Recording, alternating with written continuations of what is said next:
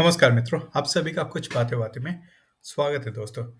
दोस्तों, सारे के सारे जो हिंदूज हैं, जो कनाडा में रह रहे हैं, उनको वापस रीलोकेट हो जाना चाहिए भारत में। यानी कि उन्हें कनाडा छोड़ देना चाहिए।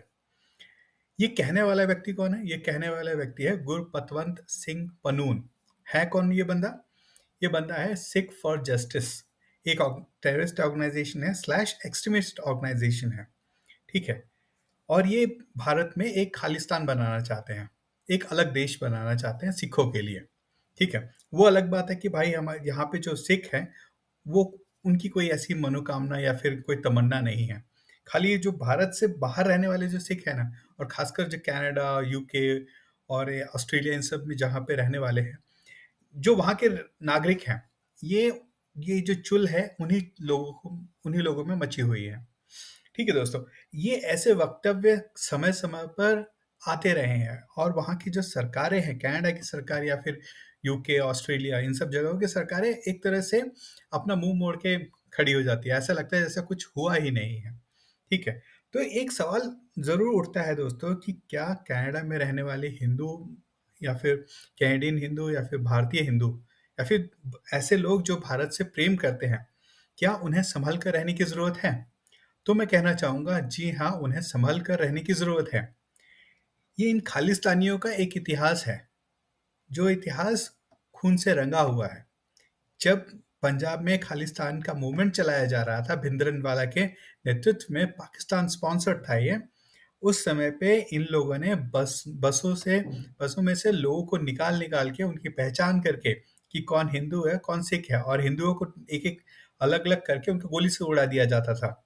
और ये जो संख्या है, जितने हिंदुओं को मारा गया था, वो 18 कहते हैं लोग कि 18,000 हिंदुओं को मारा गया था।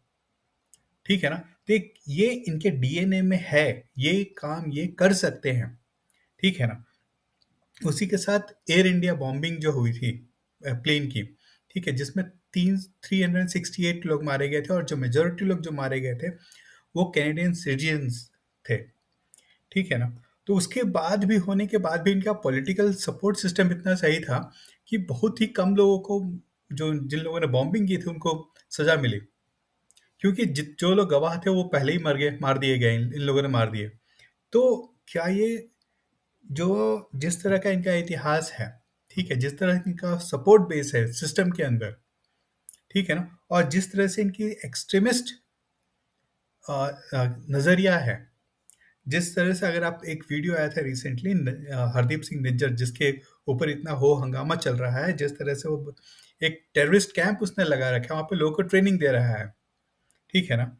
तो अगर आप उन सारी चीज़ों को देखेंगे दोस्तों, तो आप ये कह सकते हैं कि जो भारतीय मूल के लोग हैं, या फिर जो भारतीय हिंदूज हैं, या फिर भारतीय सिख हैं, जो कि भारत से प्रेम करते हैं, ठीक है, 90% जो भारतीय सिख हैं, और या फिर मैं बोलूँगा 99%, ठीक है ना, वो लोग, उन सभी लोगों को इन खालिस्तानियों से बचकर रहने की ज़रूरत है।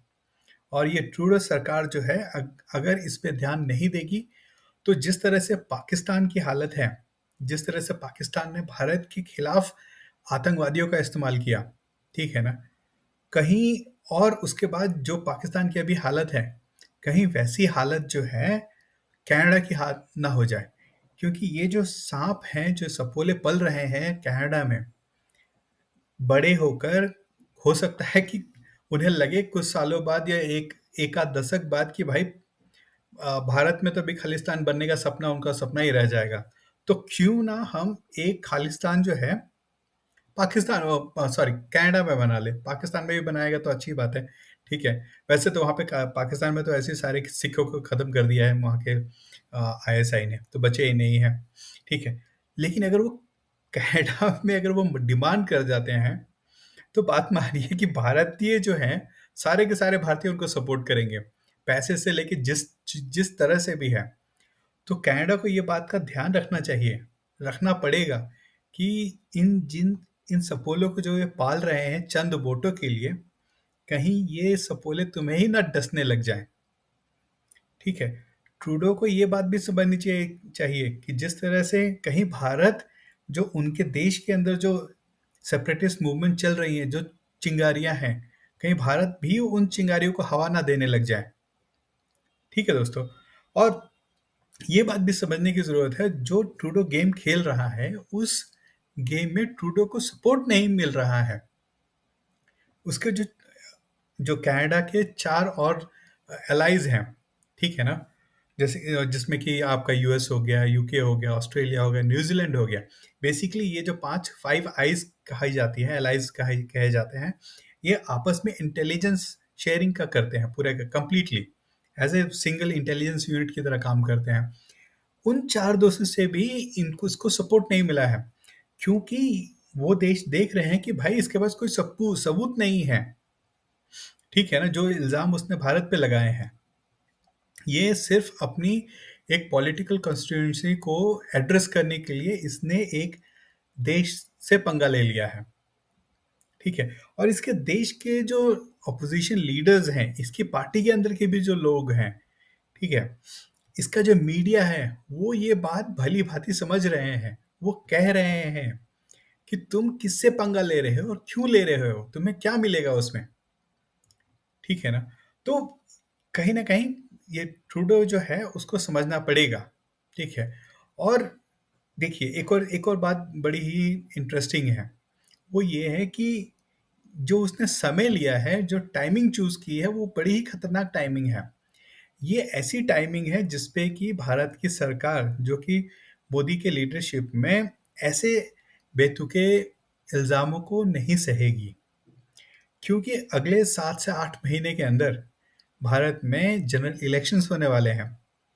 और इस इस स्थिति में भारत की सरकार जो है, प्रेजेंट सरकार है, वो कभी भी ऐसा फेस नहीं दिखाना चाहेगी कि जो कि इस मुद्दे को हल्के में ले। और ये जो मुद्दा है, अगर इसमें खुदा ना खास्ता कोई कोई अनहोनी घट जाए इन खालिस्तानियों के द्वारा किसी भारतीय पर, या फिर किसी पर्सन ऑफ इंडियन ओरिजिन के बंदे के ऊपर, तो ट्रूडो को कहीं मुंह दिखाने के लिए नहीं रह जाएगा।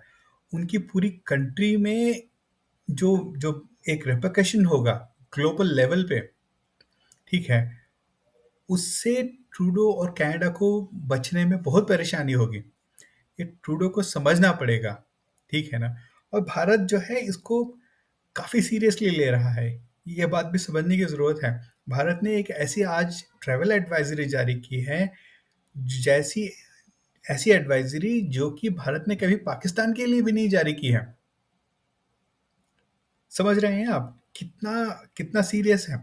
भारत अभी जो रिसेंटली भारत ने एक लिस्ट जारी की है, ठीक है, और उसमें उसमें जो लिस्ट है वो करीब 43 गैंगस्टर्स की लिस्ट है, जिसका कनाडा से संबंध है। भारत सरकार इनके इनके खिलाफ जो है, इनके बारे में जानकारी प्राप्त करना चाह रही है। एनआईए ने एक लिस्ट जारी की है जिसमें कि 10 लाख और 5 लाख वाले इनामी बंदे हैं। उनके खिलाफ इंफॉर्मेशन अगर आप किसी को भी पता है तो उनसे मांगी जा रही है। ठीक है। और उनको रिवॉर्ड में 10 लाख और 5 लाख रुपए मिलेंगे। ठीक है। तो जो भारत की सरकार है इस इशू पे बहुत ही सीरियस है। और ट्रूडो और वहाँ की एडमिनिस्ट्रेशन, वहाँ की इंटेलिजेंस, वहाँ का जो सिस्टम है, ठीक है, वहाँ की पॉलिटिकल पार्टीज हैं, उनको ये समझने की ज़रूरत है कि ये जो भारत है ये पहले वाला भारत नहीं है। एक आत्मनिर्भर, या फिर क्या बोलते हैं, एक सेल्फ कॉन्फिडेंस से भरा हुआ भारत है। ठीक है। 1.4 बिलियन की पॉपुलेशन है, एक बड़ा देश है। ठीक है। तो वो किसी भी तरह से ऐसी चीज़ों को नहीं सहेगा जहाँ पे कि उसके नागरिक या फिर पीपल ऑफ इंडियन ओरिजिन को किसी भी तरह से उनको क्षति पहुंचाई जाए। और इसके रिpercussions होंगे, काफ़ी बड़े होंगे। ठीक है। और एक और बात ये भी समझने की ज़रूरत है कि जियोपॉलिटिक्स में रिpercussions आपको इमीडिएटली देखने को नहीं मिलते हैं, स्लोली एंड स्टेडली वो बिल्डअप होते हैं। और कनाडा और ट्रूडो को ये समझना चाहिए, और इसको उन्हें देखना चाहिए कि, और वहाँ के लोगों को भी ये देखना चाहिए कि भाई क्या ट्रूडो जो है एक ऐसी लीडरशिप दे पा रहा है जैसी कि कनाडा को चाहिए। मैं ये बात इसलिए कह रहा हूँ क्योंकि उनके खुद के एलाइज़ जो हैं, उसको कोई भाव नहीं दे रहे हैं। तो ये एक एक काफ़ी सीरियस बात है, जिससे कि हर एक कैंडिडेट को सोचना और समझना चाहिए। और मेरा तो यही मानना है और दुआ है कि भाई भारत के जो वहाँ पे जो लोग रह रहे हैं, भारतीय हिंदू, सिख, जो भी वहाँ पे रह रहे हैं, अच्छे से रहें, सही सलामत रहें और होपफुली कोई ऐसा दिन ना आए कि ये खालिस्तानियों किसी भारतीय या फिर किसी भी भारतीय नागरिक को क्षति पहुंचा पाए।